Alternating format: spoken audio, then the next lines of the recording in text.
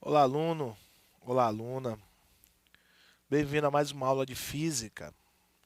Hoje, aula de resolução de exercícios, hein? Fica ligado, certo? Questões comentadas também. Nós vamos resolver e comentar questões do conteúdo. No caso, o conteúdo de hoje será condutores, isolantes, semicondutores e bandas de energia, certo? Então, hoje nós vamos resolver exercícios sobre esses conteúdos, comentar as questões, saber o porquê que está correto e o porquê que está incorreto. Com isso tudo com o intuito, né, de fixar esse conteúdo, certo? Para que vocês não tenham problemas aí nas provas dos vestibulares, né, na prova do Enem, certo? Ou em outro seletivo que você irá fazer, certo? E além disso, também para fixar o conteúdo para o dia a dia, certo? Então vamos lá à nossa primeira questão, né? Então a questão diz o seguinte: dadas as afirmativas, né? Então, na superfície de um condutor eletrizado em equilíbrio eletrostático, o campo elétrico é normal à superfície. Né? 2. Na superfície de um condutor eletrizado em equilíbrio eletrostático, o potencial é constante. E 3. Na superfície de um condutor eletrizado em equilíbrio eletrostático, a densidade superficial de carga é maior, né, em pontos de raios de curvatura menor. Certo? Então podemos afirmar aqui. Então nós temos as situações, né, de afirmativas, né, ou de questões, né, incorretas. Então vamos ver qual é a alternativa correta e com isso nós iremos comentar a questão, certo? Então a alternativa correta é a letra D, né, em que todas estão corretas, certo? Então vamos entender aqui o porquê. Analisando a primeira diz o seguinte: ó, na superfície de um condutor eletrizado em equilíbrio eletrostático, o campo elétrico é normal à superfície, certo? Então vamos lá. Um condutor, né, um metal, quando ele está em equilíbrio eletrostático, né, eletrizado em equilíbrio eletrostático, as cargas elétricas elas se espalham, né, sobre essa casca externa desses condutores, ok? Com isso vai gerar ali o campo elétrico, né, o campo, né, em torno dessa carga elétrica. E esse campo elétrico ele é sim perpendicular, certo? Ele é normal a essa superfície, ok? Então as linhas do campo elas são normais à superfície. Então lá nas aulas, né, de eletricidade que vocês já viram, percebe-se o seguinte, que lá tem a representação da carga elétrica, né, do condutor, seja ele condutor eletrizado ou em equilíbrio eletrostático. E lá você percebe que tem as linhas, né, saindo ou chegando desses condutores. Né, carga positiva e carga negativa, por exemplo, né, as linhas saindo e chegando a esses condutores, certo? E essas linhas elas são perpendiculares, elas são normais a essa superfície, ok? Então por isso que a primeira está correta. Na segunda tem o seguinte: ó, na superfície de um condutor eletrizado e em equilíbrio eletrostático, o potencial é constante. Sim, certo? Sim, na superfície o potencial ele é constante, certo? Então nós temos o potencial, certo? Interno na superfície, tá, ok? Esse potencial ele é constante. A gente não pode fazer essa mesma relação para o campo. Lembre-se o seguinte, que o campo, né, dentro dos condutores, o campo ele é nulo, ele não tem campo elétrico dentro, certo? Só tem potencial. O campo não. Então tem que ficar ligado. No 3, na superfície de um condutor eletrizado em equilíbrio eletrostático, a densidade superficial de carga é maior em pontos de raio de curvatura menor, certo? Lembrando que densidade, né, é quantidade de carga dividido pela área, ok? Então perceba que a densidade e a área são grandezas inversamente proporcionais, certo? Então ela vai ser maior, a densidade vai ser maior, né, em pontos em que a curvatura é menor. Porque a área ali será menor. Se eu tenho menor área, eu tenho maior densidade, né? São grandezas inversamente proporcionais. Tá ok? Então, com isso, nós respondemos a questão 1, muito simples. Lembra dos conceitos lá de eletrostática? A gente consegue responder isso aqui, que é uma característica de condutores. Ok? Já a questão 2 diz o seguinte: ó, um estudante coloca pequenos pedaços, né, de papel sobre uma placa de isopor, né, debaixo de uma peneira de plástico. Ele atrita um pente, certo, em seus cabelos, aproxima-o da peneira e repara que os papéis são atraídos pelo pente. Depois, troca a peneira de plástico por outra metálica, certo? E repete o experimento. Observa então que os papéis não são atraídos pelo pente, certo? Essa diferença é devido ao quê? Letra A. A eletricidade do pente ser anulada pelo magnetismo da peneira metálica. B. A peneira de plástico, a peneira de plástico e os pedaços de papéis serem isolantes elétricos. Letra C. A peneira de metal criar uma blindagem eletrostática. E letra D. A peneira de plástico ter propriedades magnéticas, certo? Então vamos ver qual é a opção correta. No caso é a letra C. A peneira de metal cria uma blindagem eletrostática, certo? Então vamos entender o experimento, certo? Então o experimento diz o seguinte, ó, que o estudante coloca aí os pequenos pedaços de papel sobre uma placa de isopor, debaixo de uma peneira de plástico. Então é o seguinte, tem uns papeizinhos, então ele pega a peneira de plástico e coloca por cima, certo? Então os papéis vão ficar ali debaixo dessa peneira. Ele vai atritar um pente, certo, com seus cabelos, em seus cabelos, e vai aproximar da peneira. E reparar que os papéis eles são atraídos.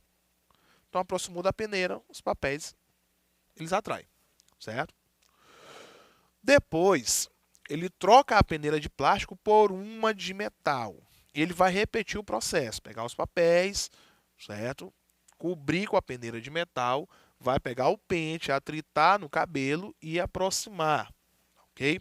O que é que ele vai observar ali, né? Ele vai observar que os papéis eles não são atraídos quando a peneira é de metal, certo? Não são atraídos pelo pente. Certo? Por que isso acontece? Certo? A peneira, de fato, ele vai criar ali uma blindagem eletrostática, certo? O que nós chamamos, né, na física, no experimento, né, que é chamado de gaiola de Faraday, ok? Ou seja, as propriedades elétricas, mesmo que tenha uma condução ali entre os materiais, mas a peneira, no momento que ela é colocada ali, ela cria ali essa blindagem, certo?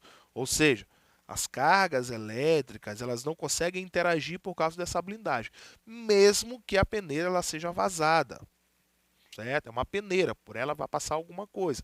Porém, as cargas elétricas elas não conseguem fazer isso por causa dessa blindagem. É a mesma blindagem, essa blindagem eletrostática é a mesma que vocês vão perceber, né, que vocês já ouviram falar na aula de física com certeza, que quando você está numa tempestade com raios, você tem que ficar dentro do carro ou dentro dos ônibus, certo? Que é o local mais seguro, justamente porque aquela estrutura do carro, né, a estrutura do ônibus vai fazer essa blindagem eletrostática, tal como é feito aqui com a peneira. Então são as situações, né, elas são as mesmas, né? O conceito é o mesmo, ok? Então o fenômeno que acontece nos carros e nos ônibus, quanto às tempestades, quanto aos raios, é a mesma que acontece aqui quanto a essa peneira, certo? Então vamos entender por que os outros não estão corretos, né? Primeiro, né, a letra a eletricidade do pente ser anulada pelo magnetismo da peneira metálica. Não, nada a ver. A questão da eletricidade ser anulada por causa do magnetismo, ok? Então, isso aí é o absurdo da questão. Na letra B, a peneira de plástico e os pedaços de papéis serem isolantes elétricos, ok? Percebe-se o seguinte, que anteriormente houve, né, uma atração entre eles. Então mudou o material, né? A única coisa que mudou foi a peneira e aí não consegue mais ter atração. Então, a relação entre o pente e o papel não mudou. Então a gente não pode dar atribuir a culpa à relação entre eles, porque a relação continuou a mesma, só mudou foi a peneira, ok? E a letra D, a peneira de plástico ter propriedades magnéticas, também não. Até porque se fosse por situações magnéticas, com a presença ou não do pente, teria a atração entre eles, certo? Então a relação ali que houve a mudança foi justamente da peneira. Então a peneira de metal vai fazer a propriedade da blindagem eletrostática, certo? Que a peneira de nylon, né, ou de plástico não conseguia fazer, ok? Então por isso que a resposta é a letra D, ok? Questão fácil, né? Então vamos para a questão 3. No que cerne às bandas de valência e de condução de semicondutores, assinale a resposta correta. Letra A. Tais semicondutores com energia de gap direto, assim como o arseneto de galho, são os preferidos para a confecção de dispositivos optoeletrônicos. Letra B. Suponha que um dispositivo semicondutor deva ser ajustado para operar em altas temperaturas. Né? Nesse caso, é aconselhável o uso de material semicondutor que possui baixo gap de energia. C.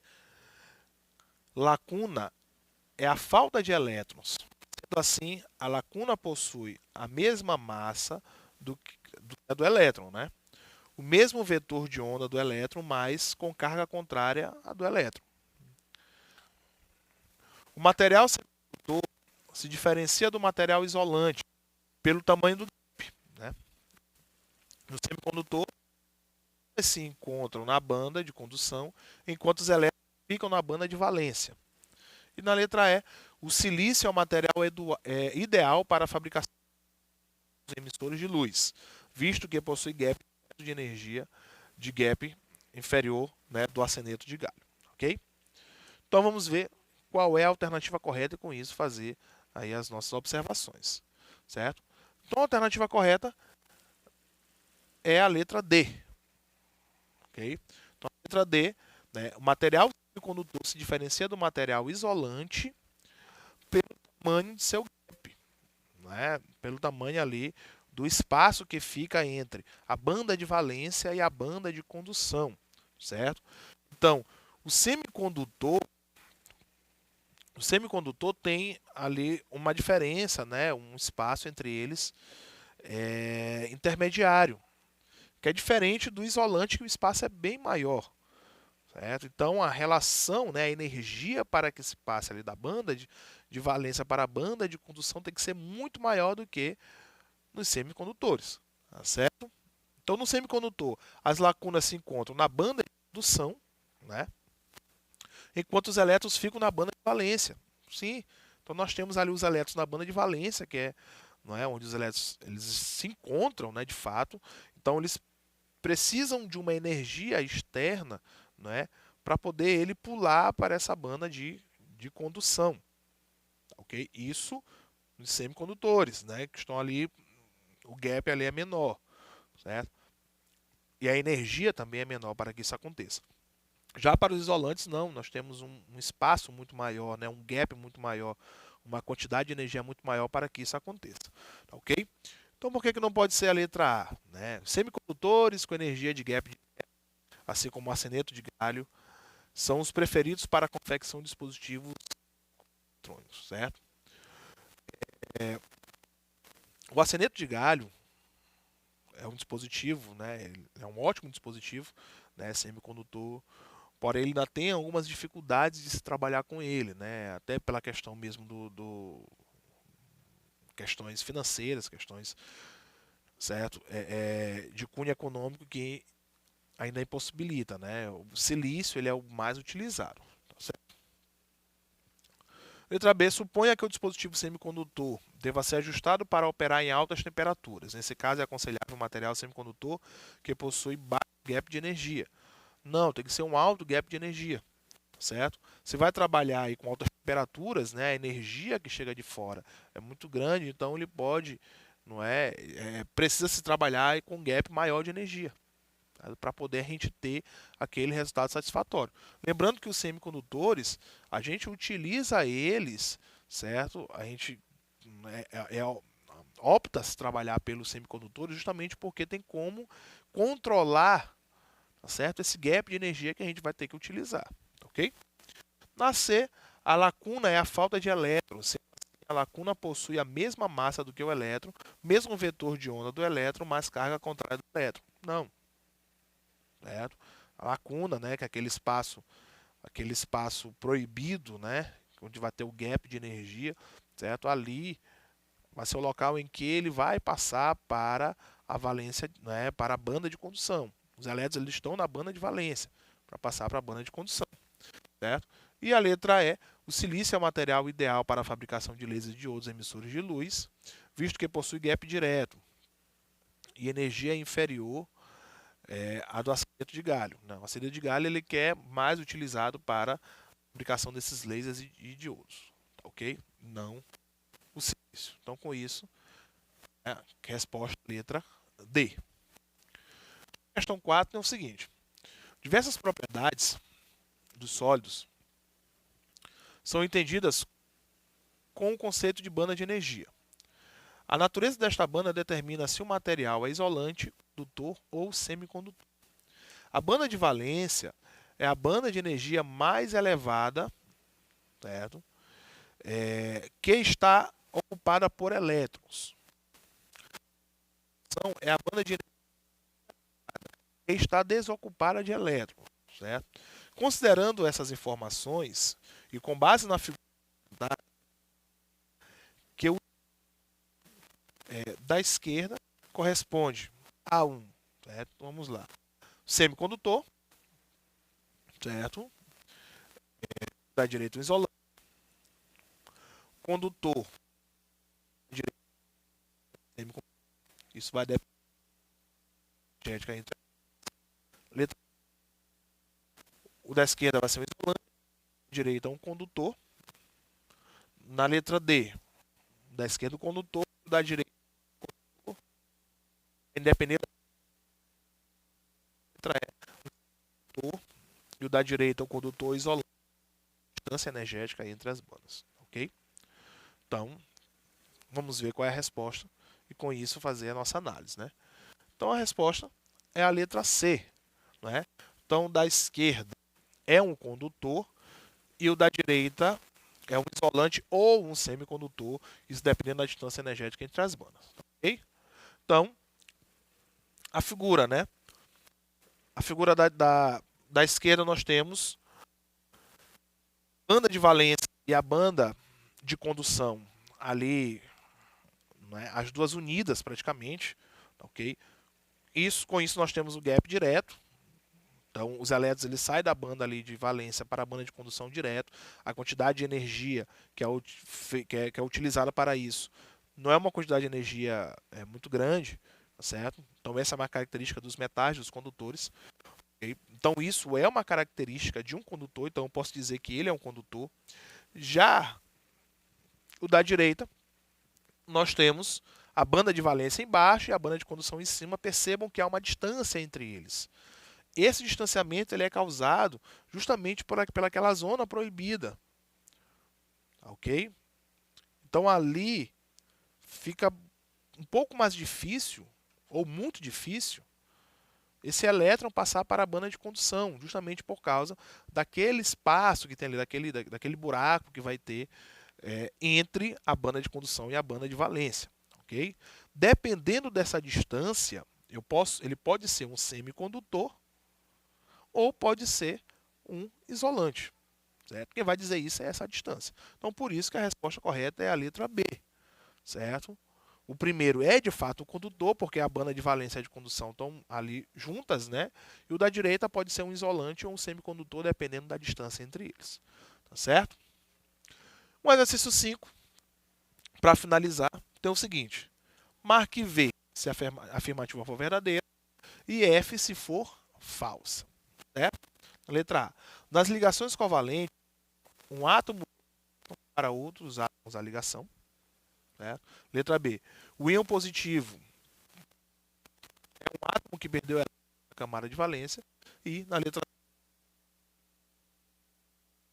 A, átomos neutros, carga elétrica. certo? Vamos ver quem é verdadeiro e quem é falso. Então, a primeira é falso, né? Nas ligações covalentes, um átomo doa o elétron para outro átomo da ligação, certo? Na verdade, ali eles compartilham esses elétrons, não há uma doação, há um compartilhamento entre eles, por isso que é falso, certo? A B e a C são verdadeiras, bem como o texto já disse. Então, com isso, nós finalizamos a nossa aula de hoje e até a próxima.